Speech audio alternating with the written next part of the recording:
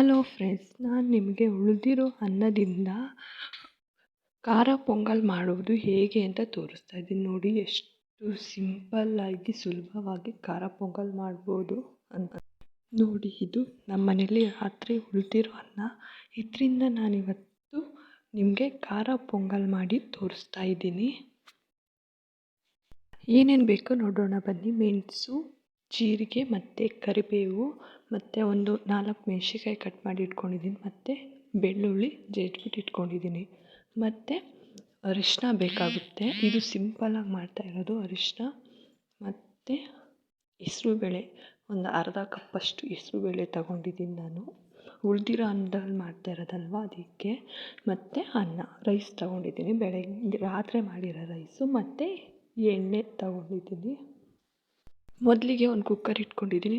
ಈಗ ಆ ಕುಕ್ಕರಿಗೆ ಎಣ್ಣೆ ಹಾಕ್ಕೋತಾ ಇದ್ದೀನಿ. ಇದು ಸಿಂಪಲ್ ಅಂದರೆ ಸಿಂಪಲ್ಲಾಗಿ ಮಾಡ್ಕೋಬೋದು, ಈಸಿಯಾಗಿ ಮಾಡ್ಬೋದು. ನೋಡಿ, ಎಣ್ಣೆ ಹಾಕ್ಕೋತಾ ಇದ್ದೀನಿ. ಎಣ್ಣೆ ಕಾದ್ಮೇಲೆ ಮೆಣಸು, ಜೀರಿಗೆ ಹಾಕ್ಕೋತಾ ಇದ್ದೀನಿ. ನೋಡಿ, ಮೆಣಸು ಜೀರಿಗೆ ಹಾಕ್ಕೊಂಡು ಅದು ಸ್ವಲ್ಪ ಚಿಟಪಟ ಅಂತ ಅನ್ನಬೇಕು. ನೋಡಿ, ಈ ಥರ ಚಿಟಪಟ ಅಂದಮೇಲೆ ನೀವು ಅದಕ್ಕೆ ಬೆಳ್ಳುಳ್ಳಿ ಹಾಕ್ಕೋಬೇಕು. ಬೆಳ್ಳುಳ್ಳಿ ಹಾಕ್ಕೋತಾ ಇದ್ದೀನಿ. ನೋಡಿ, ನಾನೀಗ ಬೆಳ್ಳುಳ್ಳಿ ಹಾಕ್ಕೊಂಡು ನೆಕ್ಸ್ಟ್ ಕರಿಬೇವು ಹಾಕ್ಕೋಬೇಕು, ಮತ್ತು ಮೆಣಸಿನ್ಕಾಯಿ ಹಾಕ್ಕೋಬೇಕು. ಫುಲ್ಲು ಎಣ್ಣೆಲಿ ಈ ಥರ ಚೆನ್ನಾಗಿ ಫ್ರೈ ಆಗಬೇಕದು. ಸೋಟ್ ತಗೊಂಡದನ್ನ ಚೆನ್ನಾಗಿ ತಿರ್ಕೊಳ್ಳಿ, ಹಾಗದು ಚೆನ್ನಾಗಿ ಫ್ರೈ ಆಗುತ್ತೆ. ಈ ರೀತಿ ಚಿಟಪಟ ಅಂತ ಫ್ರೈ ಆಗಬೇಕು.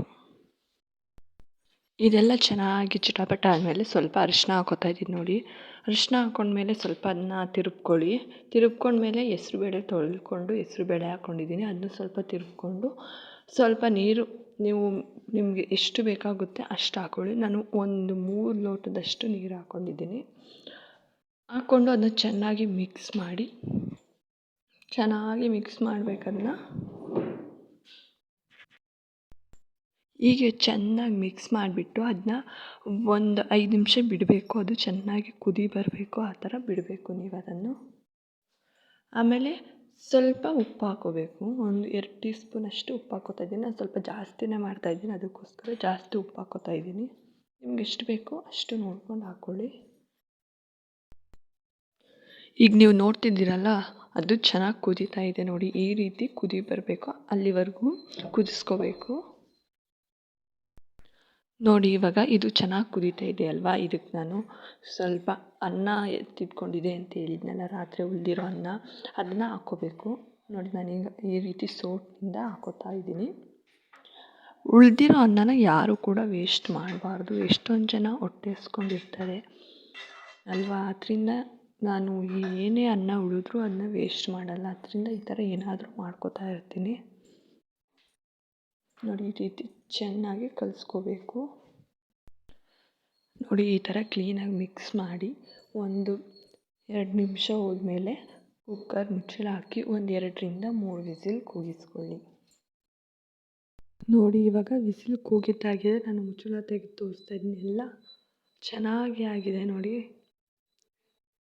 ಎಷ್ಟು ಸ್ಮೂತಾಗಿ, ಎಷ್ಟು ಸೂಪರಾಗಿದೆ ಅಂತ. ನೀವು ಅಷ್ಟೇ ಮನೇಲಿ ಉಳಿದಿರೋ ಅನ್ನನ ವೇಸ್ಟ್ ಮಾಡ್ದೇನೆ ಈ ರೀತಿ ಸಿಂಪಲ್ಲಾಗಿ ಸೂಪರಾಗಿ ಅಡುಗೆ ಮಾಡ್ಕೊಳ್ಳಿ.